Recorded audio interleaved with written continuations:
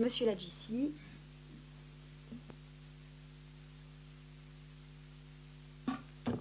Bonsoir à tous, mesdames et messieurs, chers collègues. Notre conseil municipal doit donc débattre du rapport tant attendu de la Chambre régionale des comptes qui a audité notre commune pendant plusieurs mois. C'est un événement important dans la vie d'une municipalité. Le dernier audit de la ville de Cheville-Larue remonte aux années 2000. Je tiens tout d'abord, au nom de notre groupe et au nom de toute l'équipe d'Unissons-nous pour Cheville-Larue, à adresser mes plus vifs remerciements à tous les agents municipaux qui ont répondu aux questions de la Chambre régionale des comptes et de tous les agents qui ont instruit et préparé les réponses exigées par les auditeurs. C'est un exercice qui n'est pas des plus simples et nous savons à quel point nos services ont été particulièrement mobilisés dans cette période de présence de la Chambre dans nos locaux. Nous saluons particulièrement le travail de Serge Théas et de toute son équipe de la direction des finances. Les conclusions du rapport montrent un haut niveau de professionnalisme et un engagement qui mérite notre fierté d'élus et de citoyens. Un message de remerciement également pour Georges Veloso, le directeur général des services, qui a coordonné avec leadership et professionnalisme les réponses des différents services de la ville de Cheville-Larue. Cela témoigne d'un haut niveau d'engagement de nos agents au service de l'intérêt public local.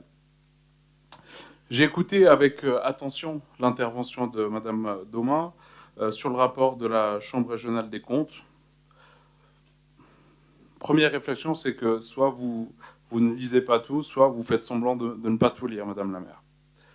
J'aurais aimé écouter un rapport sincère et équilibré sur la situation de notre commune, tel que dressé par la Chambre régionale des comptes.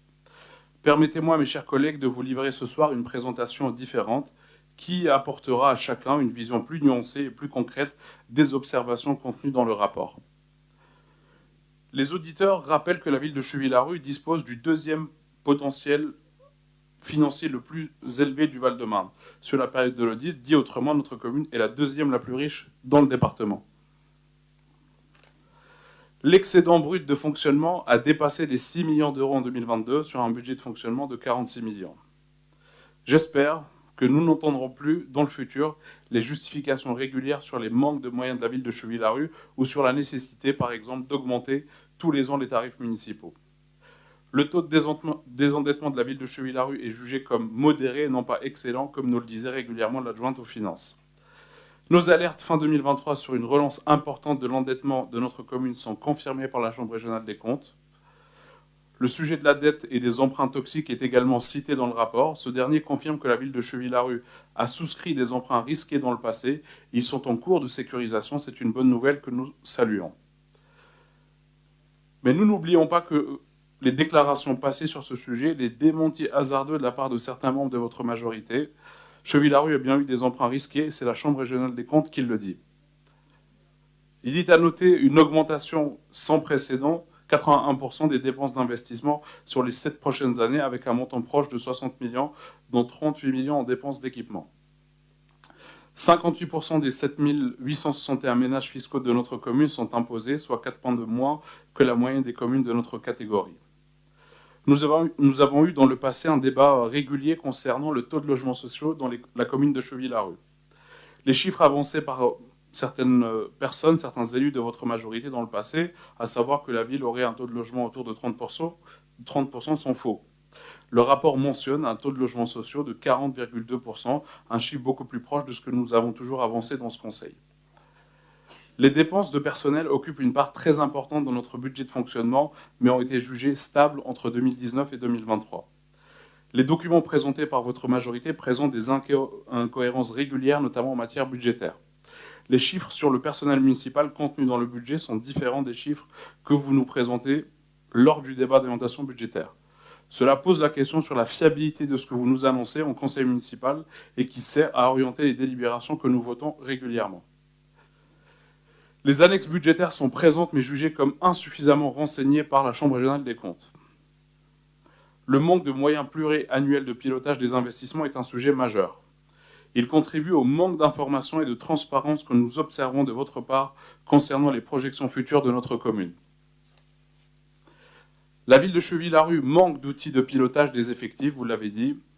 Nous espérons que le nouvel outil de gestion permettra d'assainir une situation qui pourrait être assimilée à un manque de rigueur et de sérieux. Le rapport mentionne une certaine instabilité au niveau du cabinet du maire avec une valse des directeurs de cabinet depuis 2018. Pourquoi tant de changements dans votre équipe la plus rapprochée, Madame Domin? Est-ce si difficile de travailler avec vous au quotidien? Je pose la question. La direction des ressources humaines semble en grande difficulté. C'est un sujet sérieux, un moment de concentration, mes chers collègues. Je ne doute pas un seul instant de l'engagement de la DRH et de toute l'équipe qui l'accompagne dans un contexte de concurrence avec le privé et surtout de grands bouleversements que nous traversons continuellement depuis le début de cette mandature. Il est en revanche de votre responsabilité, Madame Domin, de trouver des solutions pour soulager ce service et le soutenir durablement. La Chambre régionale des comptes relève un manque important de respect de la réglementation par rapport à nos obligations déclaratives annuelles. Ainsi, le RSU, ça a été dit, le rapport social unique n'a pas été produit depuis 2019. C'est une situation particulièrement grave qui mérite un plan d'action urgent de votre part. C'est un peu comme si un patron d'entreprise omettait d'envoyer ses déclarations à l'URSSAF ou qu'un citoyen ne déclarait pas ses impôts pendant 5 ans. L'absence de ligne directrice de gestion est pointée du doigt par les auditeurs. Cela incombe évidemment aux maires de fournir les éléments de stratégie et de cadrage pour faciliter l'action des services municipaux. Notre municipalité est à la limite d'une sanction concernant les dispositions en matière d'égalité hommes-femmes. C'est écrit, l'absence d'un plan pluriannuel dans ce domaine pourrait être sanctionnée à hauteur de 1% de notre masse salariale. Voilà un autre sujet qui risque et qui doit être traité dans les plus brefs délais. Un plan d'action sérieux doit être lancé pour prévenir les accidents de travail qui sont en nette augmentation, c'est signalé dans le rapport. Les chantiers, mes chers collègues, sont nombreux. Une transparence plus importante de votre part, une association réelle de l'opposition dans les décisions permettrait d'installer un débat constructif et un croisement des expertises. Nous vous invitons à faire confiance à l'intelligence collective et à profiter de la diversité des élus du conseil municipal. En conclusion, nous dirons que les exercices d'autosatisfaction réguliers de la part de Madame Domin et de certains élus de cette majorité ne sont pas justifiés. Soyons honnêtes. La gestion de notre commune est loin d'être exemplaire. Nous pouvons en revanche nous satisfaire du haut niveau d'engagement de nos agents municipaux et de leur dévouement pour notre collectivité. C'est un motif d'espérance pour l'avenir. Le moment est venu de se retrousser les manches collectivement pour améliorer la situation de gestion de notre commune. Il y a beaucoup à faire et nous pensons que toutes les énergies qui aiment notre commune et qui croient dans son avenir doivent être mises à contribution sans sectarisme et sans esprit de clan. Unissons-nous pour Chevy-Larue sera toujours ouvert au travail constructif au service de nos concitoyens. Nous saisirons avec enthousiasme et gravité toutes les mains tendues qui aspirent à unir les forces vives de notre commune. Il appartiendra ensuite au prochain maire et à la prochaine équipe municipale de donner un nouvel élan pour redresser notre gestion communale et améliorer les conditions de travail de nos agents municipaux. Je vous remercie de votre patience, de votre concentration et de votre écoute.